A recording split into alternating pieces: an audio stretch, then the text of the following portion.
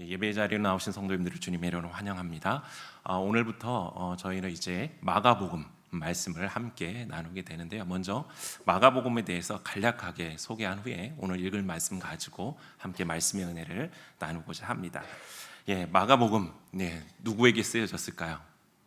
우리에게 쓰여진 말씀 맞죠? 근데 당시에는 이방인들, 특별히 로마인들을 위해 이 마가복음이 기록되어져 있었습니다. 그리고 마가는 예수님을 하나님의 종으로 이렇게 소개를 하고 있습니다. 그래서 1장부터 10장까지는 섬기시는 종으로, 그리고 11장부터 16장까지는 희생하는 종으로 예수님을 이렇게 그려내고 있습니다. 또 마가는 예수님의 말씀보다 예수님의 그 사역에 초점을 맞추고 있습니다. 그래서 마가복음을 이렇게 읽다 보시면 즉시라는 단어가 40번 이상 사용되어져 있는 것을 보게 됩니다. 그리고 그 즉시라는 단어를 사용하면서 행동을 통해 섬기시는 예수님의 모습을 마가가 계속해서 강조하고 있는 것을 우리는 볼 수가 있습니다. 그리고 예수님께서 행하신 기적들이 많이 있으시죠. 예수님께서 행하신 기적들이 보통 한 35개 정도가 나오는데 그 중에서 이 마가복음에 18개가 기록되어져 있습니다. 그리고 마가복음은 사복음서 중에서 가장 먼저 기록되어져 있습니다. 그래서 다른 복음서들을 기록하는데 참고 자료로 쓰여진 것으로 많이 알려져 있고요. 또 이것을 학자들은 마가복음 우선설이다라고 이렇게 부르기도 합니다. 마가복음은 예수님의 생애와 가르침에 대해 사도 베드로가 회고한 것을 근거로 마가가 대신 기록해 놓았다라고 학자들이 보고 있습니다. 마가복음을 좀 보시면 1장부터 8장은 무리를 향한 예수님의 사역에 이렇게 초점을 이렇게 맞추고 있습니다. 그리고 8장부터 10장은 주로 제자들을 향한 예수님의 사역에 초점을 맞추고 있고요. 그리고 나머지 11장부터 16장까지는 유대 지도자들에게 거부당하며 무리들을 위해 그 예수님 당신의 그 목숨을 희생 제물로 바치시는 그 예수님의 모습이 그려져 있습니다. 마가복음에 있어서 마가의 메시지에 그 메시지를 한 성경 구절로 찾아본다면 이런 거 좋아하시잖아요, 그죠? 어떤 구절을 찾을 수 있을까요? 대표 구절이라고 좀 보통 얘기를 하는데 이 마가복음의 그 대표 구절은 마가복음 10장 45절로 우리가 볼 수 있을 것입니다. 이렇게 주소만 말씀드리면은 잘 모르시죠? 근데 제가 읽어드릴게요. 하실 것입니다. 인자가 온 것은 섬김을 받으려 함이 아니라 도리어 섬기려 하고 자기 목숨을 많은 사람의 대속물로 주려 함이니라. 아멘. 이 말씀이 마가복음의 핵심 구절이다 볼 수 있죠. 내용이 다 담겨 있죠. 인자가 온 것은 섬김을 받으려 함이 아니요 도리어 섬기려 하고 자기 목숨을 많은 사람들의 대속물로 주려 함이니라라고 기록하고 있습니다. 이 마가복음에 대해서 간략하게 소개해드렸는데요. 이것을 가지고 이제 우리가 마가복음 말씀을 나눌 때 한번 기억하면서 참고하면서 말씀을 보았으면 좋겠습니다. 오늘 본문은 마가복음 1장 1절부터 11절까지의 말씀입니다. 오늘 말씀을 이렇게 읽으셨지만 말씀에 등장하는 인물이 있습니다. 누가 등장하죠? 예수님이 등장합니다. 또 누가 등장할까요? 침례 요한이 등장하고 있습니다. 자, 선언을 하나 하고 있습니다. 1장 1절 말씀이죠. 같이 한번 읽어볼까요? 하나님의 아들 예수 그리스도의 복음의 시작이라. 하나님의 아들 예수 그리스도의 복음의 시작이라 라고 선언을 하면서 말씀이 시작이 됩니다. 이 선언은 이제 마가복음이 무엇을 이야기할 것인지에 대해서 이야기하고 있는 것이죠. 나는 이거에 대해서 이야기할 거야 라고 마가가 선포하고 있는 것입니다. 즉 무엇을 이야기한다는 거예요? 예수 그리스도에 대해서, 하나님의 아들이신 예수 그리스도의 생애, 즉 삶과 그의 죽으심과 그의 부활하심에 대해서 이야기하겠다라는 거예요. 그리고 그것이 곧 무엇이다? 복음이다 라고 선포하고 있는 것입니다. 그래서 마가가 소개하고 있는 이 예수님, 그 예수님을 먼저 살펴보면 하나님의 아들 예수 그리스도다라고 소개하고 있죠. 이것은 하나님의 아들과 예수 그리스도를 같은 분으로 동격으로 놓고 있는 것으로 예수님께서 하나님의 독생자 아들이시며 메시아이심을 선포하고 있는 것입니다. 예수 그리스도라는 호칭은 마가복음에 자주 나타나는 호칭입니다. 예수는 우리가 잘 알고 있듯이 여호와는 구원이시다라는 뜻입니다. 그리고 그리스도는 히브리어로 메시아를 뜻합니다. 이 메시아, 이는 기름 부음을 받을 자라는 뜻으로 선지자와 제사장과 왕에게 붙여진 이름이었습니다. 그리고 훗날 이 칭호는 다윗 혈통의 이상적인 통치자를 가르치는 칭호가 되었습니다. 신약 성경은 예수님께서 구약에서 예언된 다윗의 그 혈통의 그 이상적인 왕으로 오셨다라는 것을 증언합니다. 그리고 그분이야말로 참 메시아이심을 이야기하고 있는 것을 보게 됩니다. 그래서 마가는 예수님께서 하나님의 아들이신 동시에 그리스도라는 사실을 선언함으로써 그의 복음의 시작을 알리고 있다라는 것입니다. 그리고 이어서 예수님을 복음의 시작이라고 이야기하고 있습니다. 복음, 우리가 잘 알고 있죠. 복음이 무엇입니까? 아까 바로 말씀드렸는데요. 복음, 그냥 쉽게 성경에 표시된 대로면 복음하면 좋은 소식이죠. 좋은 소식, 복된 소식을 뜻하죠. 헬라 유앙겔리온이라는 뜻입니다. 예수 그리스도의 생애, 말씀드린 것처럼 삶과 죽음과 부활, 예수님의 생애를 통해 나타난 구원의 기쁜 소식을 전하는 것을 바로 복음이라고 이야기하고, 그 전달자가 바로 누구다? 예수님이시다. 그러니까 복음 그 자체가 예수님이시면서 그 복음을 선포하고 전하는 분이 또 누구시다? 예수님이시다라고 말하는 거예요. 그래서 마가는 예수님을 복음의 내용으로 간주하고 복음의 창시자로 보고 있으며, 고난받은 인자를 통한 구원의 메시지이시고 살아계신 하나님의 아들이신 예수님의 죽음과 부활이 곧 인류에게 구원을 가져다 주시는 복음과 동일하시다라는 것을 이야기하고 있는 것입니다. 복음은 하나님의 아들 예수 그리스도에 관한 것인 동시에 예수 그리스도에 의해 선포된 것입니다. 그리고 이어서 복음에 뭐라고 나와요? 시작이다 이렇게 나오죠. 시작이라는 말은 우리가 보통 생각할 때 시작, 처음 이렇게 생각할 수도 있죠. 근데 그것과 더불어 여기에서는 기초, 그 다음에 원리라는 의미도 포함하고 있습니다. 그러니까 예수님께서 복음의 처음이기도 하시고 기초이시기도 하시고 원리이기도 하시다라는 것을 이야기를 하고 있는 것입니다. 그리고 계속해서 예수님에 대해서 8절에서 또 소개를 하고 있습니다. 예수님에 대해 8절에서 어떻게 소개하고 있습니까? 8절 말씀 보면 나는 너희에게 물로 침례를 베풀거니와 그는 너희에게 성령으로 침례를 베푸시리라 라고 말씀하고 있죠. 그러니까 예수님은 어떤 분이시다? 성령으로 너희에게, 우리에게 침례를 베푸시는 분이 예수님이시다라는 것을 이야기합니다. 즉 예수님이 우리에게 성령의 침례를 베푸시는 분이라고 소개하고 있어요. 이 말씀의 의미는 무엇일까요? 예수님만이 인간의 죄를 사하시고 구원의 은혜를 주시는 권세를 지니신 유일한 구원자이시다라는 것을 이야기하고 있는 것입니다. 그리고 이어서 9절 말씀에 보면 예수님이 뭘 받으셨다고 이야기해요? 침례를 받으셨다고 이야기합니다. 8절에서 방금 8절에서 예수님께서 성령으로 침례를 주신 분으로 선포되어 있는데, 그렇다면 왜 예수님이 침례를 받지? 성령의 침례를 주시는 분인데 왜 요한에게 침례를 받으셨을까? 그러니까 앞뒤가 안 맞는 거 아니야? 이렇게 얘기할 수도 있을 것입니다. 그러나 자기 백성을 죄에서 구원하실 분이 죄인의 자리에서 죄인들과 함께 침례를 받는다라는 것은 죄가 없음에도 불구하고 죄인의 형상으로 십자가에 달리신 대속의 죽음을 예표하는 그러한 사건으로 묘사되어지고 있는 거예요. 즉 예수님께 침례를 받으신 것은 예수님께서 장차 어떻게 해요? 죄인으로서 우리의 죄를 사하시기 위해서 죄인으로서 십자가에 못 박혀 죽으시는 그 모습을 침례 요한에게 예수님께서 인간의 모습으로 침례를 받으심을 통해서 예표하고 있다라는 것을 나타나고 있는 것입니다. 그러면서 10절로 가면 어떤 말씀이 있으니까 예수님이 침례를 받고 딱 나오시니까 어떤 현상이 일어나요? 하늘이 갈라짐과 성령의 비둘기같이 자기에게 내려오심을 보시더니라고 이야기합니다. 이것은 예수님이 어떤 분이신가를 다시 한번 보여주고 마가가 이야기하고 있는 거예요. 즉 예수님께서 보신 환상과 음성은 그가 요한보다 어떻다라는 거예요? 예, 능력이 더 많으신 분이에요. 요한과 차별성이 있는 거죠. 예.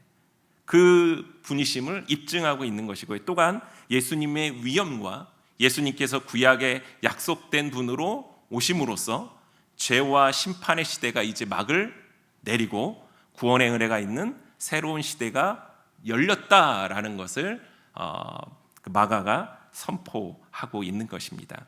그러면서 11절에서 하늘에서 음성이 들리죠. 어떤 음성입니까? 하늘로부터 소리가 나기를 너는 내 사랑하는 아들이라 내가 너를 기뻐하노라 하시니라.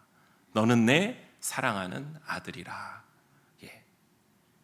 이거는 잘 알겠죠. 무엇을 이야기하는지.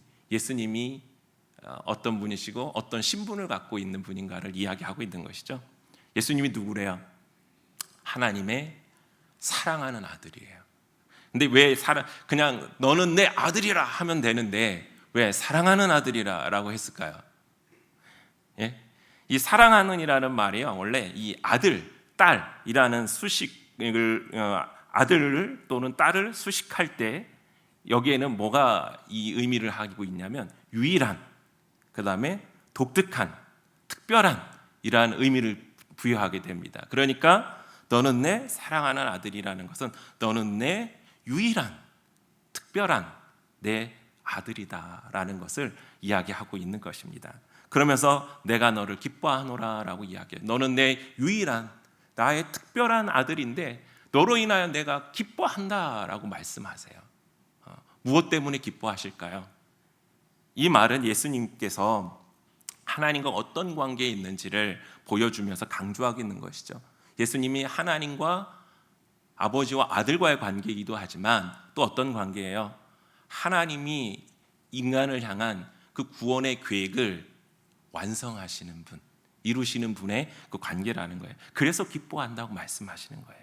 그래서 예수님께서 유일하게 하나님의 사랑받는 자로서 이미 자기 백성을 죄에서 구원할 메시아로서 그 사명을 부여받았다라는 것, 그리고 그것을 완성하셔서 구원의 기쁨을 우리에게 허락해 주실 분이라는 것.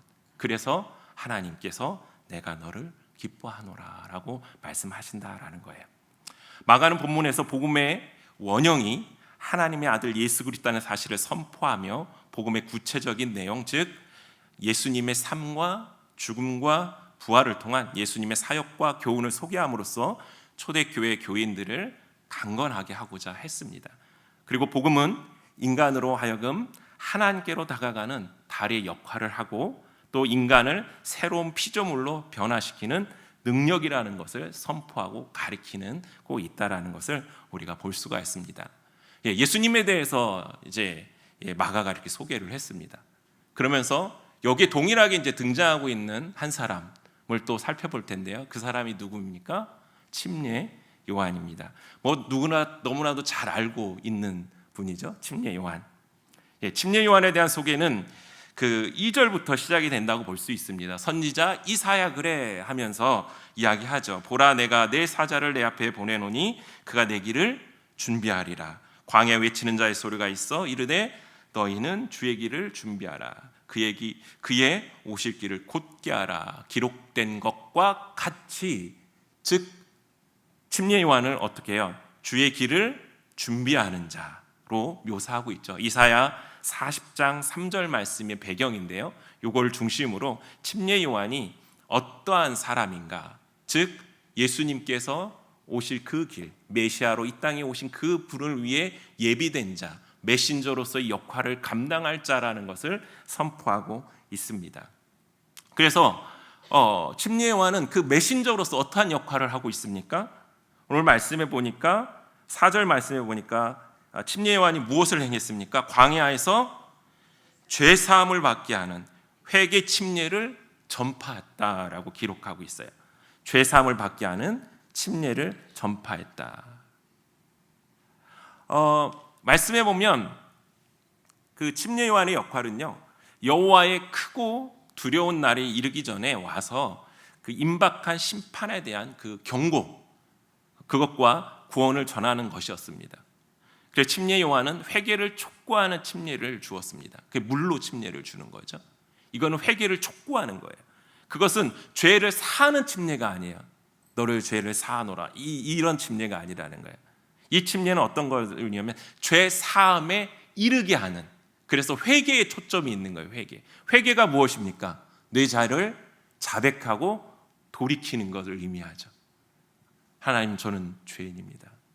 저희 죄 때문에 주님께서 죽으셨습니다. 자기 죄를 자백하고 회개하여 돌이켜 하나님의 자녀로 서는 것, 그 회개죠. 그 회개를 촉구하고 있는 거예요.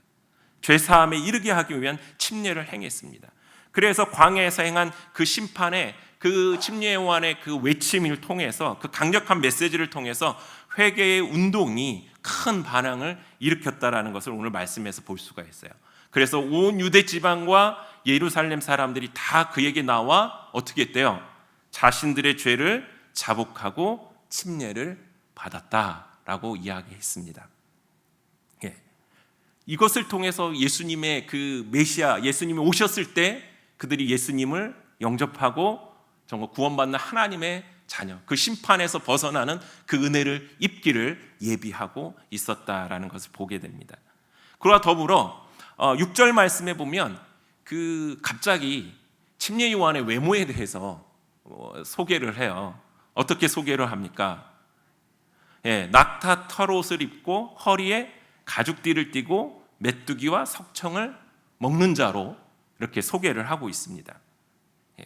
의도가 뭐였을까요? 왜 다른 침례 요한이 행했던 사역들도 많을 텐데 그 회개를 촉구하고 외치는 그러한 것들을 소개함과 더불어 이 요한의 그 외모를 이렇게 이야기를 하고 있을까요? 이것은요, 구약 성경의 엘리야와 연관성을 찾기 위해서였어요. 1세기 팔레스타인에 살았던 많은 유대인들은요, 말라기 이후 참된 선지자가 없었다고 생각했습니다. 종말의 때에 엘리야처럼 탁월한 선지자가 나타날 것이라는 믿음을 그들이 가지고 있었어요. 그래서 그 엘리야와 같은 탁월한 선지자가 나타나서 이 메시아의 오심을 선포하고 이야기할 것이다라는 것들을 그들은 기대하고 그런 믿음이 그들에게 있었다라는 거예요. 그래서 6절에서 묘사된 이 모습, 낙타 털옷을 입고 허리에 가죽띠를 띠고 메뚜기와 석청을 먹는 자라고 소개한 이 모습은 열왕기하 1장 8절에서 이야기하고 있는 털이 많고 가죽띠를 띤 엘리야의 모습을 연상케 하는 말씀이라는 거예요. 그러니까 침례 요한이 어떤 자냐? 메시아를 소개하고 선포하는, 예비하는 자로서 엘리야와 같은 뛰어난 탁월한 그 선지자가 맞다. 그러면서 곧 이 선지자가 외치는 소리 가운데 너희가 어떻게 하라는 거예요? 귀를 기울이고 그가 그 다음에 오실 누구? 예수 그리스도, 그가 바로 너희들이 기다리는 누구다? 메시아다라는 것을 선포하고 있는 것입니다. 사랑하는 성도 여러분, 오늘 예수님과 침례 요한에 대해서 잠시 살펴보았습니다. 오늘 본문을 통해서는 이제 많이 아니고요, 한 가지만 조금 함께 묵상하며 교훈을 얻기 원합니다. 하나님께서는요, 우리 그리스도인들의 삶 속에서 각자의 자리에서 또 각자의 모습 속에서 우리가 하나님의 자녀로서 행해야 할 그 역할과 그 사명을 주시고 계시다라는 거예요. 오늘 예수님은 하나님의 아들로서 이 땅에 오셔서 어떠한 사명을 그가 감당하셨습니까? 네? 구원을 완성하기 위한, 그렇죠? 고난과 죽음과 부활하심을 통해서 하나님께서 하나님의 사랑하시는 인간을 구원하시기 위한 그 계획하신 모든 것을 어떻게 하셨어요? 순종함으로 이루셨습니다. 그래서 그 예수님이 곧 복음이시고 복음을 선포하는 자로 소개되고 있는 것입니다. 예수님의 사명은 이 땅에 오셔서 그 복음을 선포하시고 가르치시고 그 복음을 알리시는 거였어요. 그리고 침례 요한의 역할과 사명은 무엇이었습니까? 그는 자기의 다음 오실 그 메시아, 예수님이 누구신가에 대해서 그 메시아를 선포하고 그 메시아를 이 백성들이 온전히 맞이할 수 있도록 그들에게 회개를 촉구하고 그들의 심령을 준비시키는 그러한 일을 침례 요한이 하고 있다라는 거예요. 그래서 예수 그리스도의 복음에 참여하는 길로 인도하는 그 메신저의 역할을, 그 사명을 침례 요한이 온전히 감당했다라는 것을 알 수가 있습니다. 그렇다면 사랑하는 성도 여러분, 나에게는 어떤 역할, 어떤 사명을 하나님이 주셨을까요? 우리의 자리들이 많이 있습니다. 교회에서 첫 번째로 성도로, 그렇죠? 그리스도인으로, 그리고 또 교회 안에 성도와 그리스도인과 더불어 목자로, 교사로, 또 양원으로, 찬양대원으로 하나님께서 그 역할을 주시고 사명을 주실 것입니다. 또 가정에서는 부모로서, 또 아내로서, 남편으로서, 또 자녀로서 그 사명과 역할을 하나님이 주신다라는 거예요. 중요한 것은 무엇이냐? 하나님이 우리에게 주시는 이 사명과 역할을 어떻게 해야 될까요? 먼저는 깨닫는 자가 돼야 돼요. 하나님, 나의 역할, 나의 사명은 무엇입니까? 내가 이 자리에서 하나님이 나에게 주시는 역할, 그 사명이 무엇입니까? 이걸 여쭤봐야 돼요. 그리고 그것을 깨달았다면 그 역할과 사명에 맞게 온전히 순종하며 나아가야 된다라는 거예요. 특별히 우리는 그리스도인으로서 예수님 믿는 모든 사람들에게 주신 하나님의 그 사명이 있습니다. 그것은 무엇입니까? 예수 그리스도를 전하는 거예요. 침례 요한과 같이 세상 가운데 예수님을 연결하는 메신저의 역할을 하는 것, 이것은 우리에게, 누구에게, 그리스도인 모두에게 하나님이 주신 사명입니다. 그 메신저의 역할을 잘 감당하고 있습니까? 중요한 것은 우리가 깨달았다면 이걸 어떻게 감당하느냐, 이 부분일 것입니다. 이 사명, 역할, 이거 어떻게 감당해야 될까요? 하나님께서는 이것에 대한 귀한 말씀을 우리에게 주신 게 있습니다. 여러 가지 모습으로 성경에서는 우리가 이 역할을, 사명을 너희가 어떻게 감당해야 될지를 가르치고 교훈해 주고 있는데요, 특별히 저는 마태복음 5장 13절부터 16절이 가장 이 사명을 감당하기에 우리가 기억해야 될 말씀이라고 생각되어집니다. 잘 아시는 말씀입니다. 너희는 세상의 소금이니 소금이 만일 그 맛을 잃으면 무엇으로 짜게 하리요? 후에는 아무 쓸데 없어 다만 밖에 버려져 사람에게 밟힐 뿐이라. 너희는 세상의 빛이라. 산 위에 있는 동네가 숨겨지지 못할 것이요 사람이 등불을 켜서 말 아래 두지 아니하고 등경 위에 두나니 이러므로 집안 모든 사람에게 비치느니라. 이같이 너희 빛이 사람 앞에 비치게 하여 그들로 너희 착한 행실을 보고 하늘에 계신 너희 아버지께 영광을 돌리게 하라. 아멘. 우리 함께 기도하겠습니다. 우리 함께 기도할 때 하나님 각자에게 각자의 자리에서 주시는 그 역할과 사명이 있음을 믿습니다. 하나님, 내가 성도로서, 또 목자로서, 또 교사로서, 또 양무리 안에서 하나님 나에게 주신 역할, 그 사명은 무엇입니까? 또 그 사명을 깨달았을 때 그렇구나 라고 말만 하고 멈추는 것이 아니라 오늘 예수님께서 또 침례 요한이 그랬듯이 그 역할과 사명을 정말 온전히 감당할 수 있는 하나님 그 믿음을, 그 은혜를 하나님 우리에게 허락하여 주시옵소서. 특별히 우리 모든 그리스도인들에게 주시는 그 사명, 복음을 전하는 자로서의 그 사명을 우리가 감당하길 원합니다. 그것을 감당할 때 오늘 주님의 말씀과 같이 우리를 세상의 소금으로, 빛으로 두셨는데 그 빛과 소금의 사명을 온전히 깨닫고 오늘 말씀과 같이 너희 빛이 사람 앞에 비치게 하여 그들로 너희 착한 행실을 보고 하늘에 계신 너희 아버지께 영광을 돌리게 하라 라는 말씀 앞에 순종할 수 있는 저희들 될 수 있도록 인도하여 주시옵소서. 우리 같이 주신 말씀 붙잡고 기도하며 나아가겠습니다. 기도하겠습니다. 할렐루야. 참 어려우신 아버지 하나님,